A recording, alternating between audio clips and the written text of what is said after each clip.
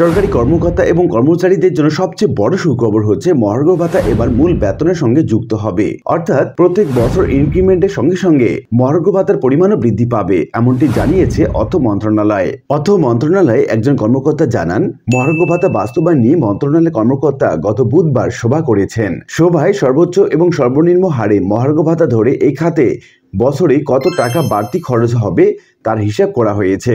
সরকারি কর্মচারীদের মহার্ঘ ভাতা দেওয়ার বিষয়ে সুপারিশ দিতে গত 12 ডিসেম্বর প্রধান উপদেষ্টার মুখ্য সচিবকে আহ্বায়ক করে 7 সদস্যের কমিটি করেছিল অর্থ বিভাগ। এই কমিটি এর মধ্যে 2টি সভা করেছে।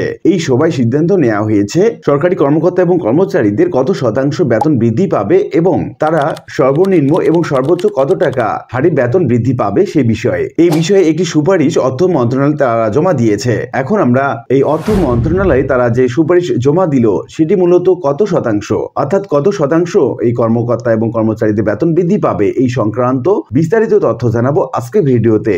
প্রিয় ভিউয়ার্স, আজকে নতুন ভিডিওতে সবাইকে স্বাগত জানাচ্ছি। আপনি যদি আমার চ্যানেলে নতুন হয়ে থাকেন তাহলে এরকম গুরুত্বপূর্ণ ভিডিওর আপডেট পেতে চ্যানেলটি সাবস্ক্রাইব করে রাখুন। ভালো লাগলে লাইক কমেন্ট করুন আর সম্পূর্ণ ধারণা পেতে পুরো ভিডিওটি না টেনে দেখুন।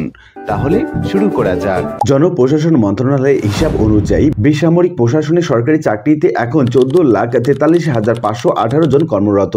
এর মধ্যে 1 থেকে 10তম গ্রেডে 3,40,744, 11 থেকে 20তম গ্রেডে 11,02,774 জন।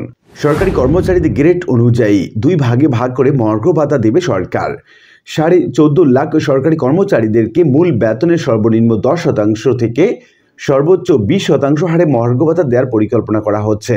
কমিটির সূত্র জানায় 11 থেকে 20তম গ্রেডের কর্মচারীদের সর্বোচ্চ 20% মহার্ঘ ভাতা দেওয়ার পরিকল্পনা করা হচ্ছে, আর 1 থেকে 10তম গ্রেডের কর্মচারীদের 15 বা 10% হারে মহার্ঘ ভাতা দেওয়ার আলোচনা চলছে। প্রায় 14.5 লাখ কর্মচারীকে 10 থেকে 20% হারে মহার্ঘ ভাতা দিতে বছরে বাড়তি প্রায় 5,000 কোটি টাকা লাগবে বলে অর্থ মন্ত্রণালয়ে এক কর্মকর্তা জানিয়েছেন। চলতি বছরে 1 জানুয়ারি থেকে এই ভাতা কার্যকর হতে পারে। মহার্ঘ ভাতার পর্যালোচনা কমিটির সদস্য এবং জনপ্রশাসন মন্ত্রণালয়ের জ্যেষ্ঠ সচিব মোখলেসুর রহমান গতকাল বৃহস্পতিবার সচিবালয়ে সাংবাদিকদের জানান, আগামী বাজেটের আগেই মহার্ঘ ভাতা ঘোষণা করা হবে। বার্ষিক ইনক্রিমেন্টের সময় মহার্ঘ ভাতা মূল বেতনের সঙ্গে যোগ হবে। এবার পেনশনভোগীরাও মহার্ঘ ভাতা পাবেন। প্রথম থেকে 10তম গ্রেডে কর্মকর্তারা 20% এবং 11 থেকে 20তম গ্রেডে কর্মচারীরা 30% হারে মহার্ঘ ভাতা দাবি জানিয়েছেন। তবে অর্থ বিভাগের এক কর্মকর্তা বলেন, মহার্ঘ ভাতা সর্বোচ্চ 20% বেশি দেওয়ার কোনো পরিকল্পনা নেই।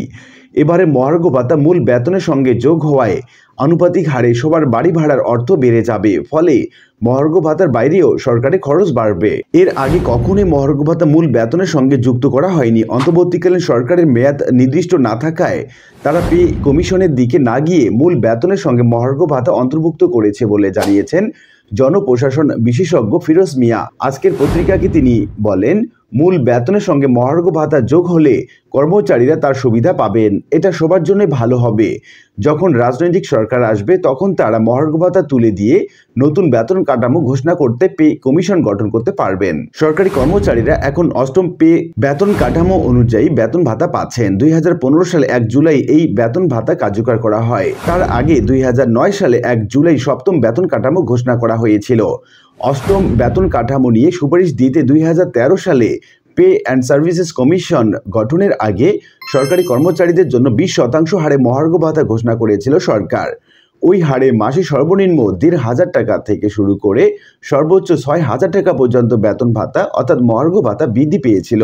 সরকার সাধারণত 5 বছর পর পর নতুন বেতন কাঠামো ঘোষণা করে, কিন্তু 8ম পে কমিশন বা পে স্কেল ঘোষণার 9 বছরের বেশি সময় পার হলেও বেতন কাঠামো দেওয়ার কোনো নাম না থাকায় বা অনেকের বেতন গ্রেডের শেষ ধাপে ঠেকেছে। বিষয়টির পাশাপাশি মুদ্রাস্ফীতিকে আমলে নিয়ে 2013 সালে 1 জুলাই থেকে সরকারি কর্মচারীদের 5% হারে প্রণোদনা দেওয়া হচ্ছে।